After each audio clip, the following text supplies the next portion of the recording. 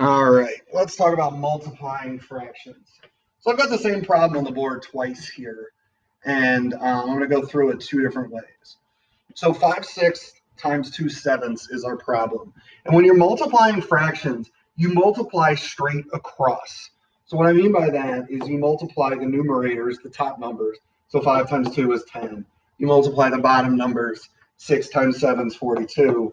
And then we almost have our answer. Now 10/42 can be simplified. I can divide each of these by 2, and I get 5/21 as my answer. And that's it. Multiplying fractions really not overly challenging in that you just multiply straight across. Now, there is a trick that sometimes can make things easier. So if you look at the problem we just did, we multiplied and then simplified. You sometimes can do it the other way, where you can simplify and then multiply. What I mean by that is, so I have 5/6 times 2/7. If I have a number on top and a number on the bottom that can simplify, even if they're not right on top of each other, I can do that. So I look at like 5/6, I can't simplify that. 2/7, I can't simplify that. But what I can simplify is 2/6. So even though they're not in the same fraction, it doesn't matter. As long as one of the numbers is on top and one of the numbers is on the bottom, you can simplify. So I could divide 6 and 2. I could divide both of those by 2. And if I did that, this 2 would become a 1. This 6 would become a 3. Now when I multiplied, 5 times 1 is 5. 3 times 7, 21.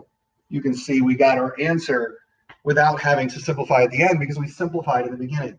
It really doesn't matter. I don't care how you do it. I just care that you get the right answer. Either way works, so it's kind of up to you. So let's do a couple more. So 4/11 times 3/5. So let's just start by just multiplying straight across. So 4 times 3 is 12. 11 times 5 is 55. 12/55 cannot simplify. So this one, there was no simplifying that could be done. So all you could do was just multiply straight across. Now our next one, there's a couple ways that I could simplify or multiply. Let's multiply first, and then we'll talk about simplifying first. If I multiply first, 5 times 8 is 40. 8 times 9 is 72. 40 and 72, I could divide both of those by 8. If I do that, I get 5/9. I get 5/9. Now, we could have simplified right away. So what if I rewrote this problem was 5/8 times 8/9? I have an 8 on top and the bottom. They both can be divided by 8, and then you get 1. Now look at that. 5 times 1 is 5. 1 times 9 is 9. You can see I still got 5/9 as the answer. So let's look at our next one. 6/7 times 5/12. So let's multiply first time. 6 times 5 is 30. 7 times 12 is 84. 2 goes into both of those, divided by 2. We'd get 15/42. I could divide those by 3. And I get 5/14. So I got 5/14 as an answer for that one. What if I tried to simplify before I multiply? So if I rewrite it, 6/7 times 5/12. If I tried to simplify first, I can see I've got a 6 on top and a 12 on the bottom. 6 goes into both of those. So if I divide each by 6, 6 by 6 is 1. 12 divided by 6 is 2. Now if I look at this, 1 times 5 is 5. 7 times 2 is 14. Look at that. We got 5/14 as well. So it really doesn't matter. It's kind of up to you. But the key when you multiply fractions is you multiply straight across. All right. I would like you to try these 3 problems on your own. So what I'm going to do is pause the video, do these 3 problems. All right, pause it and do it. All right, you should have done those 3 problems. Here is the answers. So you can pause the video now and look at these answers. I did a couple of them 2 different ways so you could see. So pause the video, check these answers. All right, let's talk about multiplying mixed numbers now. There is no shortcut here. You have to make them improper fractions. It is the only way to do it. So the first thing you have to do is make the mixed numbers improper fractions. So 1 2/3, 3 times 1 is 3 plus 2 is 5. That would be 5/3. 2 4/5. 5 times 2 is 10 plus 4 is 14. That would be 14/5. Now you can multiply. Now you can treat it like the problems we did in the beginning. So this one, I would definitely simplify first. If I look at this, I got 5 on top and the bottom. I can divide both of those by 5. That's 1. That's 1. And now it's much easier. 1 times 14 is 14. 3 times 1 is 3. So I get 14 over 3. I make sure you give your answer as a mixed number. 3 goes into 14 4 times with 2 left over. So that's 4 2/3. If I needed to do the long division, I could. 3 goes in 4 times. You can see I got 2 left over. So I say 4 2/3. What about our next one? 4 times 7/9.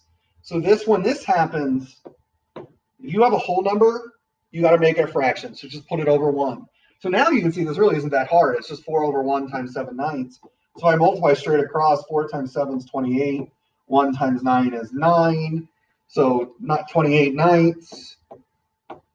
9 goes into 28 3 times. Subtract, you got 1 left over. So it's 3 1/9. All right. So that's a couple examples with mixed numbers. All right, I got 2 more here. I want you to pause the video and try these. So pause it and try these. All right, you should have done those. So here are the answers. I did a couple of them. I split them up, kind of did them a couple different ways. So pause this. You can look at these answers, and when you're ready, move on. All right, so a pancake recipe calls for 1 2/5 cups of buttermilk. Fred plans on tripling the recipe. How much buttermilk will he need? So if you're going to triple something, that's like multiplying it by 3. So we're going to take 1 2/5 cups of buttermilk, and we're going to multiply it by 3. So what I'm going to do is I'm going to make both of these mixed numbers, or improper fractions. So 5 times 1 is 5 plus 2 is 7. So 1 2/5 becomes 7/5. 3 is just going to be 3 over 1. Anytime you have a whole number, just put it over 1. Now I'm going to multiply. 7 times 3 is 21. 5 times 1 is 5. So I got 21/5. I'm going to make that an improper fraction. 5 goes into 21 4 times with 1 left over. So it'll be 4 1/5. So my answer is 4 1/5.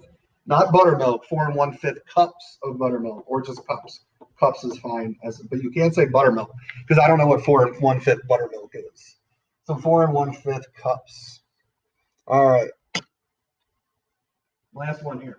A Lego is 4/5 of a centimeter tall. If a Lego tower is made of 80 Legos, how tall is the tower? So I have 80 Legos, and they're all 4/5 of a centimeter tall. So I would do 80 times 4/5. So I'm going to put 80 over 1. And then you could simplify right away, or you could just multiply. Let's just say we didn't think to simplify. 80 times 4 is 320. 1 times 5 is 5. So I'm going to do some division there. 320 divided by 5. 6. 5 goes into 24 times. Nothing left over, so it's 64. So the tower is 64 centimeters tall. So 80 Legos would make a tower that is 64 centimeters tall. All right, that is it for this lesson.